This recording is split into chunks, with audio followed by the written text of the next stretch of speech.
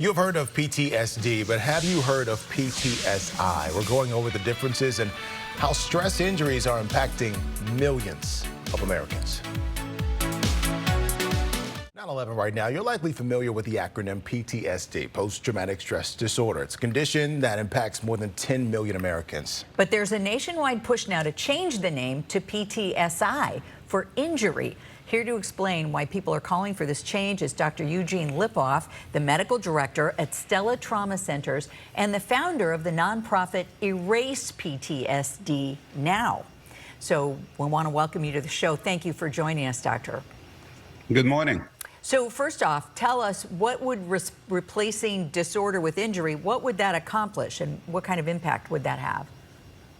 So the term was actually originated by Frank Ogberg, a very famous psychiatrist. He came up with the term Stockholm Syndrome, which most people heard of, I think. Anyway, so for 12 years, he's been trying to change the name. So what we did at Stella, and I led the project, basically we did a assessment of a survey. 3,000 people, we asked them what would happen if we changed the name. And most people basically said the stigma would go away and we would seek care. It is crucial to get rid of the stigma, because if you think about it, if people think, I have this PTSD, it's not real, just snap out of it. It's not possible to snap out of PTSD. If you think of it like a broken leg and you have an x-ray and it shows a broken leg, nobody argues with having it fixed. If you think of PTSI or change the name PTSD to PTSI, it could have a long-range effect and it would save lives. And I think I read this is a personal mission for you as well. Post-traumatic stress impacted your family? Very much so, yes. So my father was a flyer in World War II, and they were dropping bombs on German ships.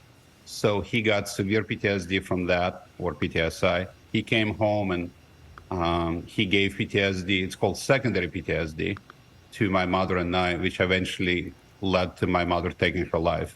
And we were all in Chicago. So this is a very personal location, and it's absolute mission to me, because I think if people are suffering in shame and stigma, a lot of them die.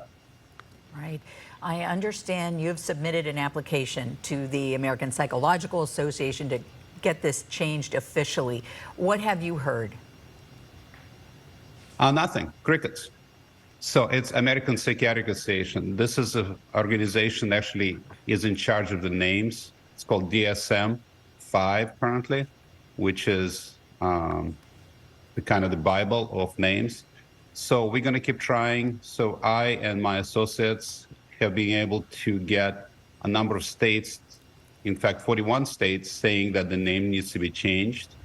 And then Governor Pritzker wrote a official paper saying the name needs to be changed. So we're making some progress, but the psychiatrists have not listened yet. So I'm really trying to get them to listen and to do it. You'd imagine they'd have to listen. If 41 states right now are currently talking about that, this truly is a nationwide push. I guess I want to end our conversation here. What would you say to anyone out there dealing with post-traumatic stress and who's not seeking treatment or doesn't feel anything could help or would help? What would you say to them? Tremendous question. So number one, there is hope. It's real. I can do a brain scan on you, and people say PTSD is an invisible wound. My answer is, if you have the wrong scanner, it's going to be invisible. If you have the modern scanner, you can actually see it. Two, there are treatments which are highly available or highly treatable using stellate ganglion block, or the new version is called DSR. That's what I came up with 20 years ago. That's why I even got in this field. I'm not a psychiatrist. I'm an anesthesiologist. An injection in the neck that many times takes away symptoms of PTSD, PTSI in 30 minutes. So hope is there. Don't give up hope, because that's what leads to taking your own life. Please don't do that. And pills and psychiatric approach is not the only thing out there. There's many things coming online. And just hanging a little longer. Stella, we are in 35 sites across the United States. We can do it. A lot of people can do it, but don't give up hope. Keep trying and know that it's real.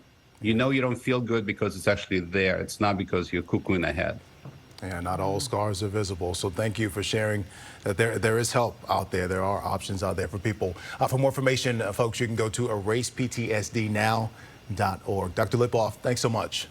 Thank you, doctor. Thank you.